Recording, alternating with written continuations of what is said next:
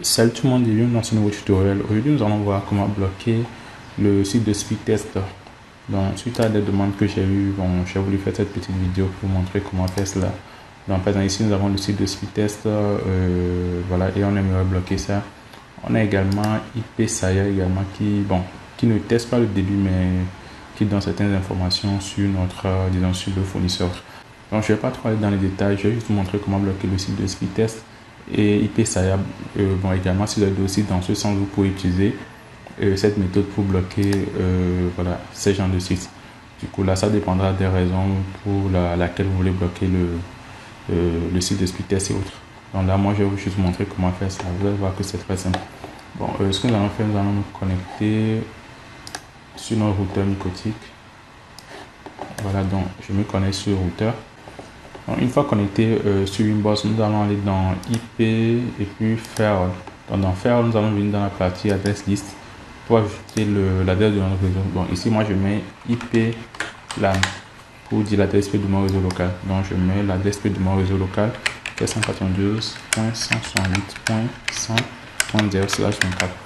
Donc ici, à votre niveau de mettre l'adresse IP de votre réseau local. Donc si dès que vous mettez ça, vous allez faire Apply, OK. Et puis vous allez aller dans la partie Role. Donc dans la partie Role, vous allez créer une règle en cliquant sur plus. Au niveau de la chaîne, on va prendre la chaîne pre-routing. Bon, ici je suis sur la version 7 du routeur OS. Mais sur la version 6, après avoir sélectionné la chaîne pre-routing, vous devez aller dans Advanced pour prendre l'option Source Address List et Destination Address List. Parce que dans la version 7, ça se trouve ici. Mais si vous êtes sur la version 6, vous devez aller dans Advanced avant de trouver les deux options que je viens de vous montrer.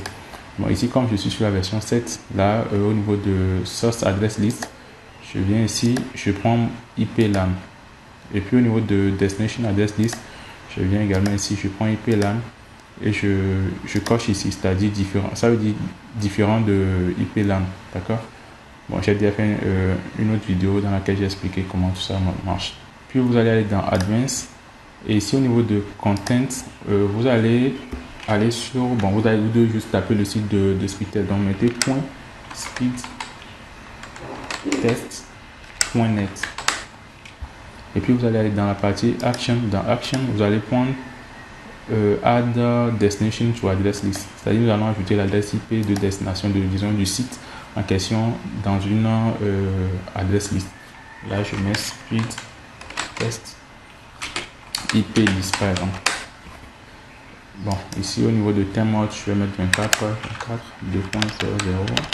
Voilà, 24 heures. Donc je fais Apply, je fais OK.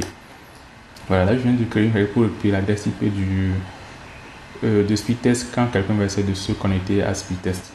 Donc nous allons bloquer le second. Donc voilà, donc si vous avez encore d'autres sites dans ce sens qui fonctionnent comme Speedtest, là vous pouvez encore créer une règle. Bon, supposons je vais créer ça pour ce site aussi, pour IPSaya. Donc je vais copier ça, ipsaya.com. Voilà, et puis je crée une nouvelle règle plus. Au niveau de la chaîne, je suis pre-routing. Au niveau de source address list, je prends mon LAN. Au niveau du destination, je prends le LAN, mais j'inverse. Voilà. Et puis au niveau de advanced, je mets voilà, le site ipsaya.com. Et puis au niveau de action, je prends add destination to address list. Et là, je prends l'adresse list de Speedtest que j'avais créé en faisant la première règle. Bon, ici, je mets également 24. Je fais Apply, je fais OK. OK, voilà. Donc, quand quelqu'un va essayer de se connecter à Speedtest, il va récupérer l'adresse IP du serveur de Speedtest et stocker ici. Donc, ce que nous allons faire maintenant, c'est de bloquer ces deux sites-là. Donc, vous allez dans Filter Rules et puis vous allez créer une nouvelle règle. Au niveau de la chaîne, on va prendre la chaîne Forward.